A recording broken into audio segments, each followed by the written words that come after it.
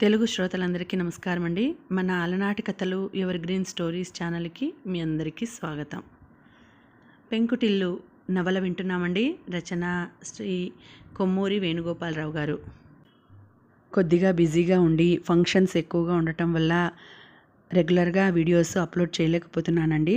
కొద్ది రోజులు ఒక 4-5 డేస్ ఇలాగే ఉంటుందండి. తర్వాత రెగ్యులర్గా అప్లోడ్ చేస్తాను వీడియోస్. అర్థం చేసుకుంటారని అనుకుంటున్నాను. దయచేసి అర్థం చేసుకోండి. ఇక ఆలస్యం చేయకుండా మనం కథలోకి వెళ్ళిపోదామండి. వీడియో చూసిన వెంటనే లైక్ చేసి షేర్ చేసి తప్పకుండా సబ్స్క్రైబ్ చేసుకోండి. మన ఛానల్ని బెల్ ఐకాన్ యాక్టివేట్ చేసుకోండి.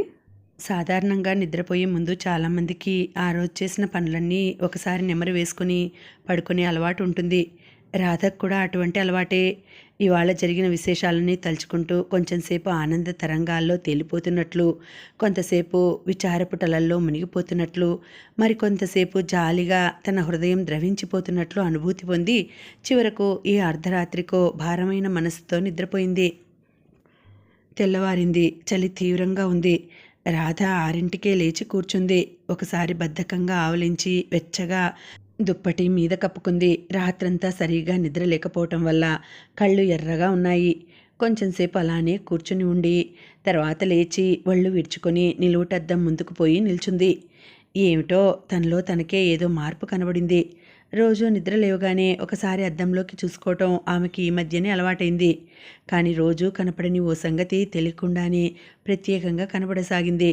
నిద్రలేక ముఖం నిగారించి ఉండటం వల్ల, కళ్ళన్నీ ఎర్రబడి ఉండటం వల్లనేమో అనుకుంది. బయటకు వచ్చి తల్లి పడుకునే గది దగ్గరకు పోయి చూసింది. ఆమె ఇందాకే లేచి వెళ్ళినట్లుంది. చిదంబరం పూర్తిగా ముసుగు కప్పుకొని పడుకొని ఉన్నాడు. ఛాయ అప్పుడే లేచి కళ్ళు నులుముకుంటోంది. నెమ్మదిగా లేచి గది బయటకు రాగానే ఒక్కసారిగా 2 చేతులతో పట్టుకుంది. రాధ, వదులు, నన్నొదులు అని ఛాయ పెనుగులాడసాగింది. ఊహు, సమాధానం చెబితే గాని వదలను.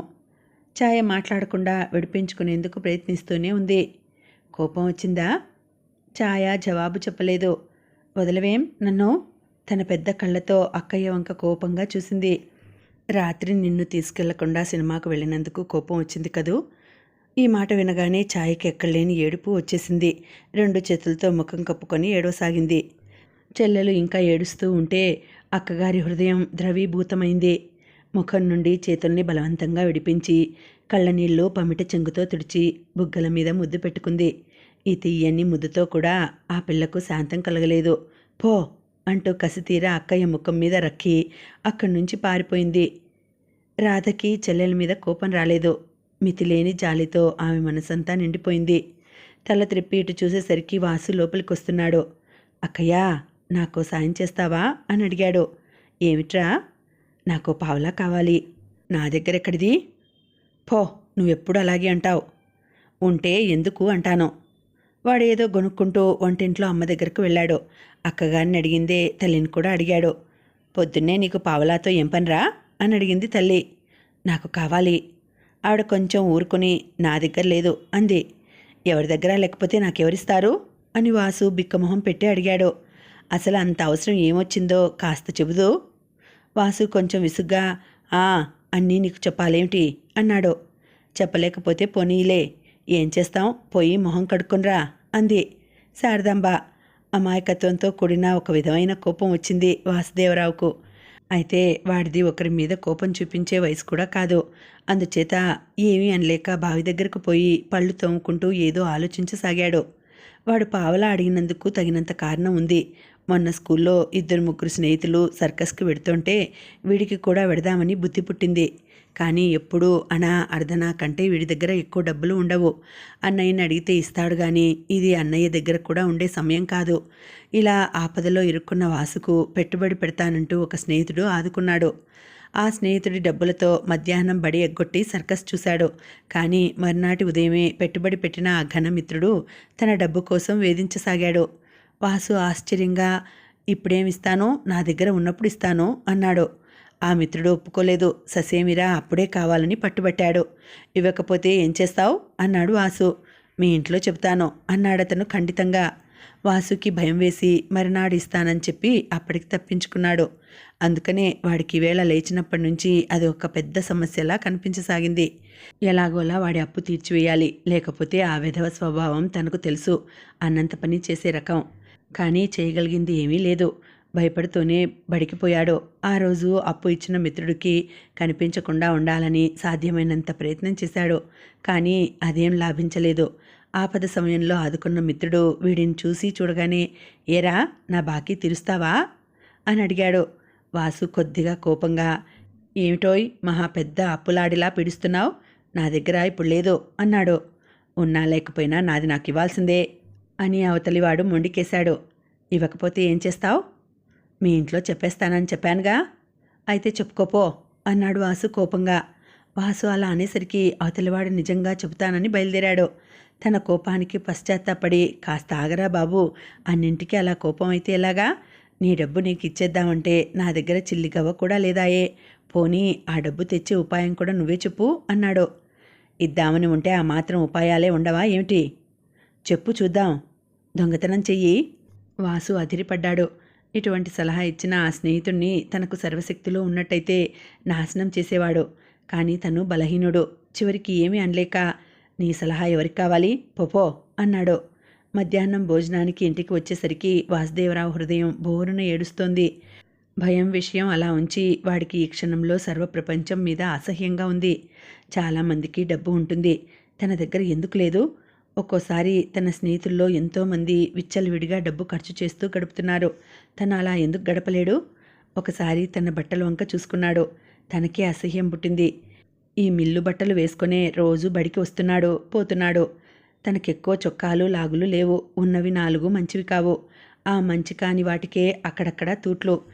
తను ఈ వ్యత్యాసాలను గురించి అప్పుడప్పుడు ఆలోచించుకుంటూ ఉంటాడు. ఇవన్నీ తలలో మెదిలినప్పుడల్లా బాధతో, అసూయతో, కోపంతో శరీరం అంతా వణికిపోతోంది. కానీ ఎందుకో తెలీదు, వాడికో ఆశ ఉంది. ఎప్పటికన్నా పేదరికమంతా పోయి తాను కూడా ధనవంతుడు కావాలని. తనకు బాగా డబ్బు వచ్చేసినట్లు, విచ్చలవిడిగా ఖర్చు పెట్టేస్తున్నట్లు, ప్రపంచంలోని సర్వసుఖాలు అనుభవించేస్తున్నట్లు అప్పుడప్పుడు కలలు కంటూ ఉంటాడు. కానీ అది క్షణికం. అవన్నీ పగటి కలలు, రోడ్డు మీద నడుస్తూ కన్న కలలు. ఇంతలో ఏ కారో పక్క నుంచి పోతూ చెవి క్రింద వృధ చేస్తుంది. ఈ ఊహలన్నీ పటాపంచలవుతాయి. మళ్ళీ మామూలు మాసిపోయిన బట్టలు, చెప్పుల్లేని కాళ్ళు, ఇవన్నీ స్ఫురణకి వచ్చి కలత పెడతాయి. దీర్ఘంగా ఒక నిట్టూర్పు విడుస్తాడు. బీదతనంలో ఉండి పేదవాళ్ల కష్టాలు చూసి పరితపించే చాలామంది పిల్లల్లాగా వాడు కూడా పెద్దయితే నేను బోలెడంత డబ్బు సంపాదించి మా వాళ్ళందరినీ సుఖపెడతాను అనుకుంటూ ఉంటాడు. కానీ పేదవాళ్ళందరూ ఎందుకు డబ్బు రాసులు సంపాదించలేకపోతున్నారో వాడికి తెలీదు. ఇంటికి వచ్చేసరికి అమ్మ, కృష్ణుడి తల్లి మాట్లాడుతూ కనిపించారు. కృష్ణుడి తల్లి సాధారణంగా తమ ఇంటికి రాదు. ఇవాళ ఎందుకు వచ్చిందో. వాసు అక్కడ కూర్చొని సావధానంగా వాళ్ళ మాటలు విన్నాడు. 2-3 నిమిషాలు వాడికి పనికి వచ్చే కబుర్లు ఏమీ దొరకలేదు. కానీ ఇంతలో కృష్ణుడి తల్లి, మీ పెద్దమ్మాయి సంగతులేమైనా తెలుస్తున్నాయా అని అడిగింది. ఇవాళ ఉత్తరం రాసింది, అంతా క్షేమంగానే ఉన్నారట అని కొంచెం ఆగి భారంగా, ఏదో అతను సంపాదించేది వాళ్ళిద్దరికీ అట్లా సరిపోతున్నది అంది. మీ పెద్దమ్మాయిని చూసి చాలా రోజులైంది. రాధ కంటే 3-4 ఏళ్ళు పెద్దదనుకుంటాను. ఇంతలో చిదంబరం గదిలోంచి ఏవో నవ్వులు బిగ్గరగా వినవచ్చాయి. ఆట మంచి రసపట్లో ఉన్నట్లుంది. ఈ విషయం కృష్ణుడి తల్లికి తెలిసిందే కాబట్టి ఆవిడ పెద్దగా ఆశ్చర్యం చెందలేదు. కొంచెం ఆగి ఆవిడ మళ్ళీ, అయితే అక్కడి నుంచి ఎప్పుడు వస్తుంది అని అడిగింది. సంక్రాంతికి ఏమైనా వస్తుందేమో. లక్ష్మమ్మ గారికి ఈ కబుర్లు ఎంతవరకు అవసరమో శారదాంబకు తెలీదు. ఏదో ఆవిడ అడుగుతోంది, తాను సమాధానం చెబుతోంది. మీ రాధకు పెళ్ళెప్పుడు చేస్తారో మరి? అటువంటి ప్రశ్నలు విన్నప్పుడు శారదాంబకి చాలా బాధాకరంగానే ఉంటుంది. కానీ తన ఇంట్లో పరిస్థితిని పరాయి వాళ్ళకి ఏమని చెబుతుంది? అందుకని, ఏదండి, మేము అదే ప్రయత్నంలో ఉన్నాం. దేవుడు మేలు చేస్తే ఈ ఏడాదిలో అవుతుందనుకుంటాం. ఇంచుమించు మీ నారాయణ పెళ్ళి, రాధ పెళ్ళి ఒకేసారి చేసేస్తారు కాబోలు. ఎలాగవుతుందో ఏమిటో. ఈ సంభాషణ వాసు అక్కడ కూర్చుని వింటున్నాడు. ప్రక్క గదిలో గోడ కానుకొని నిలబడి రాధ కూడా వింటోంది. లక్ష్మమ్మ గారు ఏం మాట్లాడినా లాంఛనప్రాయంగానే ఉంటుందని ఆమె నమ్మకం. లేకపోతే ఈ కబుర్లన్నీ ఎందుకు? ఆవిడ ఇన్ని ప్రశ్నలు అడిగితే తను ఒక్కటే అడగకపోతే బాగుండదని కాబోలు. శారదాంబ మరి మీ ఆనందరావుకి పెళ్లి చేయరా అని అడిగింది. ఈ ప్రశ్న లోపల నుంచి వింటున్న రాధ మనస్సును గగ్గోలుపరిచింది. దీనికి ఎదుటి ఆవిడ ఏమని సమాధానం చెబుతుందోనని శ్రద్ధగా వింది. దీనికి లక్ష్మమ్మ గారు చాలా తేలికగా సమాధానం చెప్పింది. ఆ, వాడు పెళ్లి విషయం ఎత్తితేనే సురసురలాడతాడు. అందులోనూ ఈ మధ్య అదో రకంగా ఉండటం మొదలుపెట్టాడు. మౌనవ్రతం అంటూ ఎవరితో మాట్లాడకుండా తలుపులు బిడాయించుకోవడం ప్రారంభించాడు. వాడికి పెళ్ళంటే అట్టే ఇష్టం ఉన్నట్లు కనపడదు మరి అని ముసిముసి నవ్వులు నవ్వింది. తర్వాత కొంచెంసేపు అతని విషయాలే చెప్పింది. ఇంట్లో కూర్చొని ఏ విధంగా ప్రవర్తిస్తాడో, ఏ ఏ పనులు చేస్తాడో వివరంగా చెప్పింది.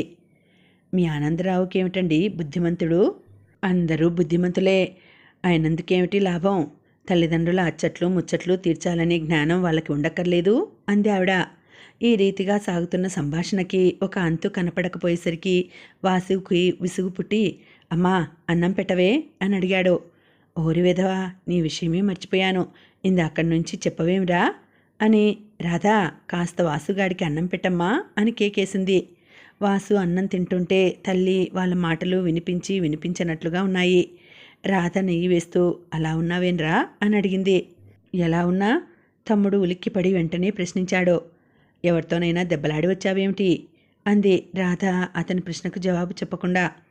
ఊహూ అని వాడు తల అడ్డంగా తిప్పాడు. మరి? అక్కగారు ఈ ప్రశ్న అడగగానే వాడి మనసు మళ్ళీ పాడైపోయింది. ఎక్కడలేని భయం ముంచుకు వచ్చింది. మళ్ళీ ఇప్పుడు బడికి పోవాలన్న విషయం వాడికి ఇప్పుడే గుర్తుకు వచ్చింది. కానీ ఏం చూసుకొని ఏ ముఖం పెట్టుకొని బడికి వెళ్ళాలో వాడికి తెలియలేదు.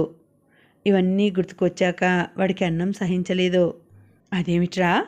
తెల్లబోతూ అక్కగారు ఎంత వారిస్తున్నా వినిపించుకోకుండా కంచంలోనే చెయ్యి కడుక్కొని లేచి వెళ్ళిపోయాడు. తర్వాత పుస్తకాలు పట్టుకొని విసురుగా బయటకు వెళ్ళిపోయాడు. కానీ బడికి ఎలా పోతాడు? పోలేడు. బడికి పోకుండా ఇష్టం వచ్చినట్లు ఊళ్ళో తిరగడానికి వాడికి భయం వేసింది. చప్పున వాడికి సూరిగాడు జ్ఞాపకం వచ్చాడు. సూరిగాడు సాధారణంగా బడికి రాడు. బడికి రాకుండా ఎక్కడ ఉంటాడో ఒక్క వాసు ఏమిటి చాలామందికి తెలుసు. అక్కడ పెద్దవాళ్ళు ఎవరూ ఉండరు. ఈ బడి గొడవ ఉండదు, ఏమీ ఉండదు. వాసు కూడా ఈ సమయంలో అక్కడికి పోతే బాగుండుననుకున్నాడు. ఈవేళ రోజంతా వాడికి కొత్తగా కనిపించింది. ఇలా బడి మానేయటం కానీ బలాదురు తిరగటం కానీ వాడికి అలవాట్లేదు. మొన్న ఏదో బుద్ధి గడ్డి తిని వాళ్లతో సర్కస్కి వెళ్ళాడు. దాంతోనే ఇంత చిక్కు వచ్చి పడింది. ఇహ జీవితంలో ఇటువంటి తప్పుడు పనులు చేయదలుచుకోవటం లేదు తను. కానీ ఇప్పుడు చేసిన దానికి ఏమిటి జరగబోతోంది? ఈ ఆలోచనలతో వాసు ఆ ప్రదేశం చేరుకున్నాడు. ఎవరికీ తెలియకుండా గడపడానికి ఆ ప్రదేశం బాగానే ఉంది. కానీ అక్కడ సూరిగాడు ఒక్కడే ఉంటాడనే అభిప్రాయం పొరపాటైంది. తనకు తెలియని వాళ్ళు, తనకంటే పెద్దవాళ్ళు, చిన్నవాళ్ళు అక్కడ చాలామంది ఉన్నారు. వాళ్ళంతా కలిసి గోలికాయలు ఆడుతున్నారు. నవ్వుతూ కేరింతలు కొడుతున్నారు. వాళ్ళు సరదాగా ఆడుకోవడం కాదు, డబ్బులతో ఆడుతున్నారు. అప్పుడప్పుడు బూతులు తిట్టుకుంటున్నారు. వాసుకు అదంతా ఓ కొత్త ప్రపంచంలా కనబడింది. అక్కడ ఎక్కువసేపు ఉండటం కూడా అసహ్యంగా కనిపించింది. వాడికి జుగుప్స కలిగించిన విషయం ఇంకోటి కూడా ఉంది. సూరిగాడు నోట్లో సిగరెట్ కూడా పెట్టుకొని పొగ పీలుస్తూ పెద్ద వ్యవహారకర్తలా మాట్లాడుతూ ఆడుతున్నాడు. తను ఇక్కడికి ఎందుకు వచ్చానా అని విచారించాడు. సాధ్యమైనంత త్వరలో అక్కడి నుంచి బయటపడాలని భావించాడు. వెనక్కి తిరిగి 2-3 అడుగులు వేశాడు. కానీ వాడు సూరిగాడు చూడకుండా తప్పించుకోలేకపోయాడు. ఏరా వాసు అని వాడు వెనక నుంచి అరవని అరిచాడు. తెల్లబోయే ఆగిపోయాడు. సూరిగాడు బాగా దగ్గరకు వచ్చి ముఖంలోకి చూస్తూ, ఏమిటి వెళ్ళిపోతున్నావు అని అడిగాడు. వాసు జవాబు చెప్పకుండానే జారుకుందామని ప్రయత్నించాడు. కానీ సూరిగాడు చెయ్యి పట్టుకుని, మహా వెళ్ళావులేవోయ్, ఎందుకొచ్చావో వచ్చావు, కాసేపు ఆడుకుందాంరా అన్నాడు. వాసు తల అడ్డంగా ఊపాడు. ఎందుకని? వాసు వాడి ముఖంలోకి విసుగ్గా చూస్తూ, నాకు ఆడాలని లేదు అన్నాడు. అయితే ఇక్కడికి ఎందుకు వచ్చావు? ఊరికనే. సూరిగాడు కొంచెంసేపు ఆలోచించాడు. వీడితో వాదన పెట్టుకోవడం వాడికి అట్టే సబబైన పనిగా కనిపించడం లేదు. ఆట మంచి రసపట్టులో ఉంటే వీడి కోసం ఆపి వచ్చాడు. తన వాళ్ళేమో తన కోసం ఎదురు చూస్తున్నారు. సరే అయితే వెళ్ళు అన్నాడు కొంచెంసేపు ఆలోచించి. వాసు వెళ్ళిపోతానని కదిలాడు. కానీ వాడి వెన్ను మీద ఎవరో చర్చినట్టయింది. కాళ్ళు కదలటం కష్టంగా ఉండి ఆగిపోయాడు. వెళ్ళవే. వాసు మెల్లగా వెనక్కి తిరిగి వచ్చాడు.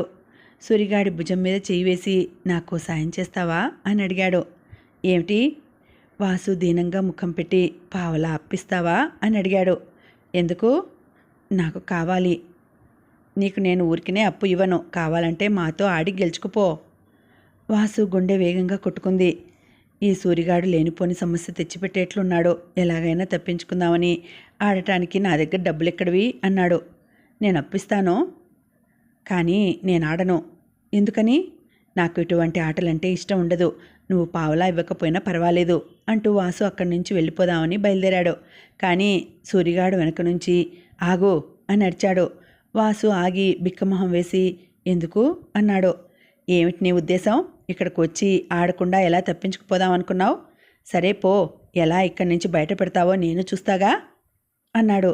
వాసు హడలిపోతూ నిలబడేసరికి వాడింకా విరగబడి నవ్వుతూ అరే పోరా, ఇంకా ఆగుతావేమిటి అని మిగతా వాళ్ళ వంక చూస్తూ చూడండిరా, మనవాడు మనతో ఆడకుండా వెళ్ళిపోతాడట అని ఇంకా నవ్వాడు. వాడి నవ్వుతో మిగతా వాళ్ళంతా శృతి కలిపి ఇంకా గట్టిగా ఇకిలిస్తూనే నవ్వేశారు. వాసుకి భయం వేసింది. అక్కడే నిలబడి వాళ్ళందరి వంక చూశాడు. అంతా తన కంటికి యమకింకరుల్లా కనిపించారు. వాళ్ళ నవ్వు రాక్షసులు నవ్వే నవ్వులా ఉంది. తను ఒక్కడు, వాళ్ళు 10 మంది ఉన్నారు. అవసరం వస్తే వాళ్ళు తనని ఏమైనా సరే చేసేట్లుగా ఉన్నారు. అప్రయత్నంగా వాసు కళ్ళల్లో నీళ్లు తిరిగాయి. ఏదో చెప్పబోయేసరికి మాట తడబడింది. నీ ఉద్దేశం ఏమిటి? నన్ను వెళ్ళనీయవా అన్నాడు సూరిగాడి వంక తిరిగి వణుకుతూ. నిన్ను నేనేమన్నాన్రా? పోపో, వెళ్ళిపో. అక్కడి నుంచి వెళ్ళిపోవటం ఎంత కష్టమైన విషయమో గ్రహించాడు. తను ఇక్కడికి బుద్ధి లేకుండా ఎలా వచ్చాడు? చేస్తున్న ప్రతి పని పొరపాటు అనిపించింది. ధైర్యం చేసి ఒక అడుగు వేశాడు. వెనక నుంచి 20 పదధ్వనులు వినిపించి ముందుకు దుక్కుతున్నట్లు అనిపించింది. పెద్ద పెట్టున నవ్వులు వినిపించాయి. ఏవేవో గుసగుసలు కూడా వినిపించాయి. వీళ్ళంతా కలిసి తనను... వాడింక ఒక్క క్షణమైనా ఆలోచించుకోలేదు. చటుక్కున వెనక్కి తిరిగి కళ్ళ నీరు కారుతుండగా సరే ఆడతాను అన్నాడు గాద్గదికంగా. సూరిగాడు సంతృప్తి పొందిన చిహ్నంగా ఒకసారి ఇకిలించి నాకు తెలుసు, ఇక్కడికి వచ్చిన వాళ్ళెవరూ ఆడకుండా పోలేదురా అని పిలిచాడు. చిన్నప్పుడెప్పుడో పక్కింటి వాళ్లతో ఆడటం తప్పితే వాసుకు ఈ ఆటలో ప్రావీణ్యం లేదు. కానీ ఇలా తప్పనిసరి అయ్యేసరికి ఎలాగో అలా ఆట ఆడడానికి పూనుకున్నాడు. సూరిగాడు ముందుగా ఒక పావలా బదులిచ్చాడు. దాంతో వాసు ఆడి గెలుచుకోవాలి. ఈ ఆటలో చేతులు తిరిగిన మిగతా వాళ్లతో అలాగే ఆడాడు. కానీ అప్పు తెచ్చుకున్న పావలా 10 నిమిషాల్లోనే అయిపోయింది. నా దగ్గర డబ్బు అయిపోయింది అన్నాడు బిక్కమొహం వేసి. సూరిగాడు ఇంకో పావలా ఇచ్చి ఆడమన్నాడు. వాసు నిరాకరిద్దామనుకున్నాడు. కానీ సూరిగాడి మొహం చూసేసరికి భయం వేసింది. మళ్ళీ ఇంకో 10 నిమిషాలన్నా గడవకముందే అది కూడా అయ్యి ఊరుకుంది. ఏమైనా సరే నేను ఇంకా ఆడను అన్నాడు వాసు మొండి ధైర్యంతో లేచి నిల్చుంటూ. ఎందుకని? ఆడదలుచుకోలేదు. సరే అయితే నాకు ఇవ్వవలసిన బాకీ ఇచ్చి వెళ్ళు సూరిగాడు గదమాయించాడు. నా దగ్గర డబ్బు లేదని ఇందాకే చెబుతునుగా. నాకదేం తెలీదు. కావాలంటే మళ్ళీ అప్పిస్తాను, ఆడు. లేకపోతే నా డబ్బు నాకు ఇచ్చి మరీ కదులు. నా దగ్గర ఏమీ లేనిది ఎలా ఇచ్చేది? నీ దగ్గర ఏమీ లేదేం? ఊహూ. సూరిగాడు అదేదో భయంకరమైన భంగిమ పెట్టి బిగ్గరగా నవ్వాడు. నీ దగ్గర ఏమీ లేదు కదూ? అయితే నీ జేబులోనిదేమిటి? వాసు భయంతో జేబుని గట్టిగా పట్టుకుని పెన్ను అన్నాడు. అదిచ్చేసెయ్యి. ఇవ్వను. ఇవ్వవు? ఇవ్వను. ఇవ్వవు? ఎవరితో మాట్లాడుతున్నావో తెలుసా? ముఖంలో ముఖం పెట్టి భీకరంగా చూశాడు సూరిగాడు. తర్వాత గిరుక్కన తిరిగి ఒరేయ్ చూడండ్రా, వీడు మనకి డబ్బు బాకీ ఉన్నాడు, కానీ ఇవ్వడట. వీడికేం శిక్ష విధిస్తే బాగుంటుంది అన్నాడు.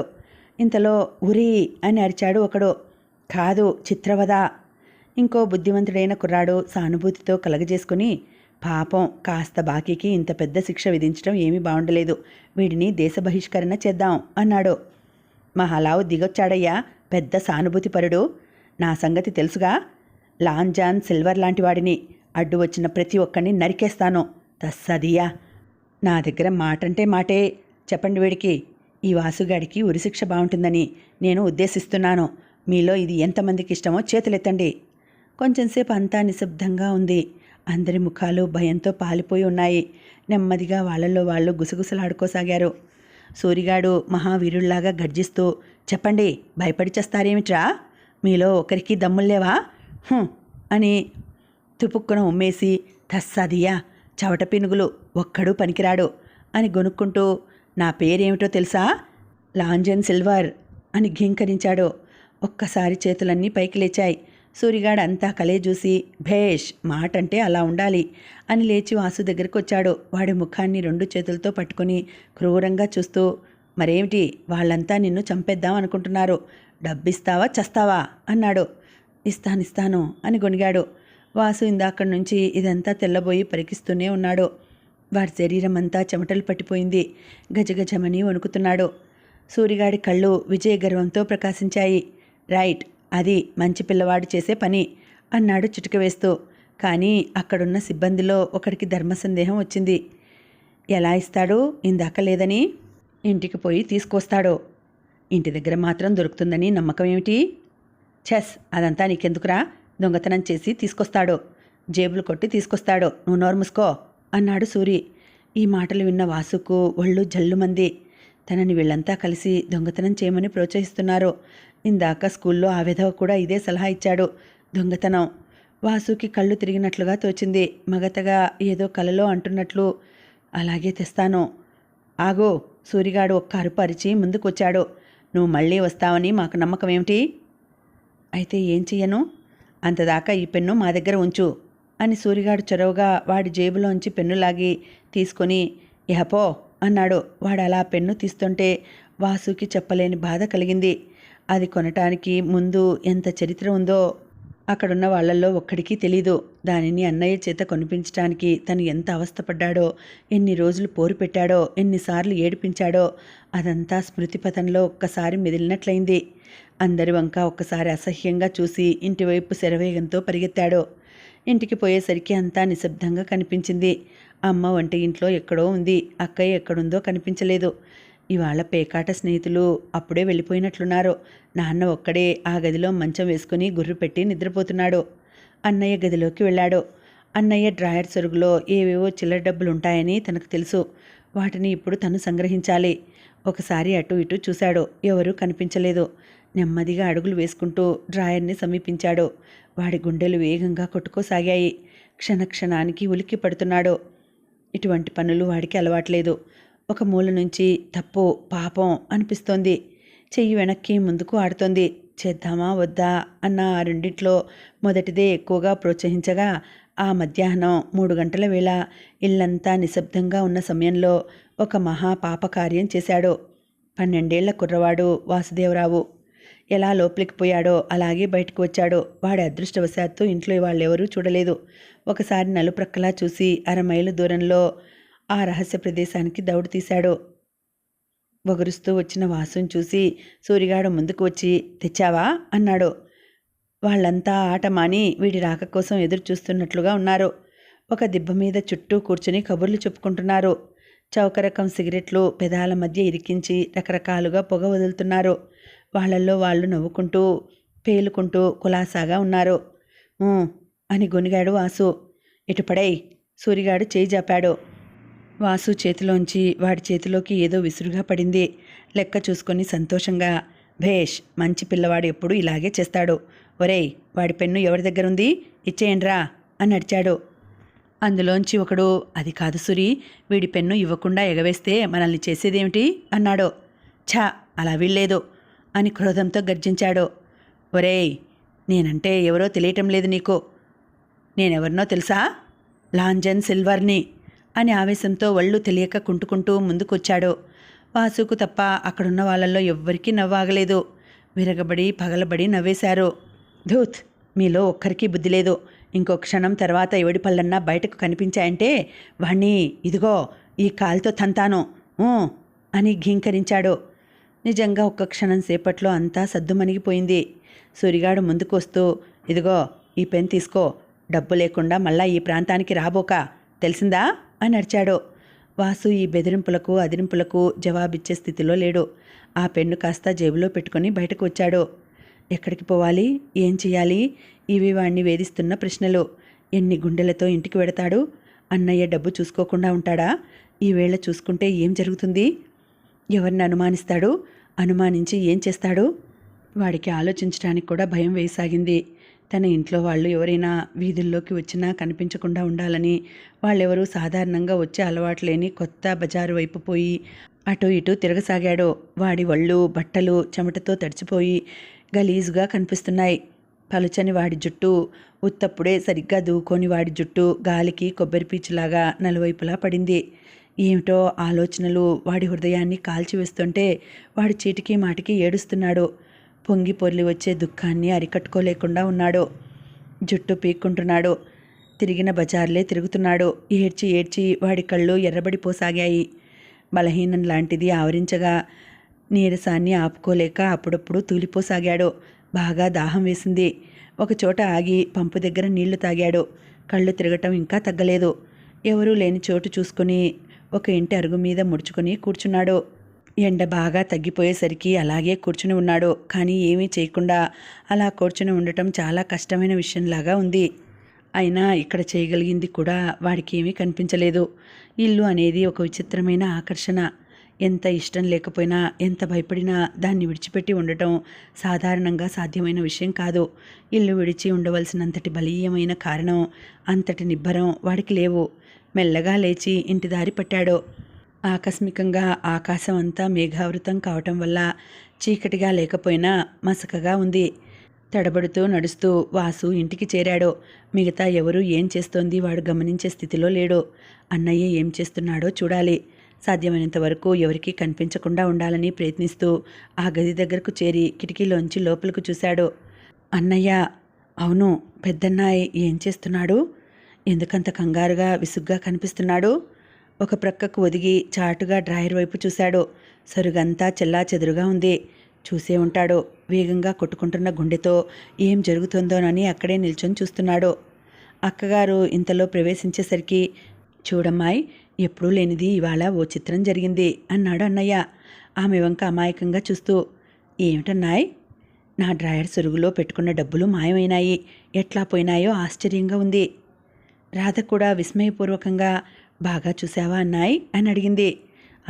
ఒకసారా రెండుసార్లా అంతా గాలించాను. ఏమై ఉంటుందంటావు? 2-3 నిమిషాలు అలా తర్జన భర్జనలు పడ్డాక చివరికి వాసు అనుకున్నదంతా అయింది. మొదటగా నారాయణ అనలేదు, రాధే అంది. వాసు ఇలాంటి పనులు చేయడు, కానీ ఇప్పుడు గుర్తుకు వస్తుంది. పొద్దున్న నన్ను పావలా అడిగాడు. వాడేమైనా ఇంకా ఏదో చెబుతోంది, కానీ వాసు అంతవరకే వినగలిగాడు. వాడి హృదయం బోరున ఏడ్చింది. ఇంతకాలంగా తెచ్చుకున్న మర్యాద, గౌరవం అన్నీ భస్మీభూతం అయినట్టయింది. ఈ ఇంట్లో ఇక తల ఎత్తుకొని తిరగటం ఎట్లా? పారిపోవాలి ఇక్కడి నుంచి, ఇహ పారిపోవాలి. వాడికి ఇంకా ఒళ్ళు తెలియలేదు. కళ్ళు చీకట్లు క్రమసాగాయి. అలాగే బయటకు వచ్చి రోడ్డు మీద ఇష్టం వచ్చినట్లు పరిగెత్తసాగాడు. ఒక దారి తెన్ను లేదు. పాములా మెలికలు తిరిగిపోయాడు. చిరుతలా లంఘించాడు. ఆయాసం వచ్చింది. అయినా పరిగెత్తటం మానలేదు. కళ్ళు మసగ్గా కనిపించసాగాయి. అప్పుడప్పుడు ఎదురుగా వస్తున్న మనుషులను ఢీ కొడుతున్నాడు. కాళ్లకు ఎన్నో దెబ్బలు తగిలాయి. బళ్ళు, కార్లు ప్రక్కల నుంచి రివ్వుమని వెళ్ళిపోతున్నాయి. ఇంకా పరిగెత్తుతున్నాడు. ప్రక్క సందులోంచి జియ్యుమని టర్నింగ్ తిరిగిన కారును వీడు చూసుకోలేదు. చివరి క్షణంలో తెలివి తెచ్చుకున్న వాసు కెవ్వుమని అరిచి వెంటనే తెలివిని కోల్పోయాడు. ఇంకా ఉందండి, కథ కొనసాగుతుంది. మళ్ళీ వచ్చే వీడియోలో తర్వాతి భాగం వినేద్దామండి. అంతవరకు సెలవు. నమస్తే.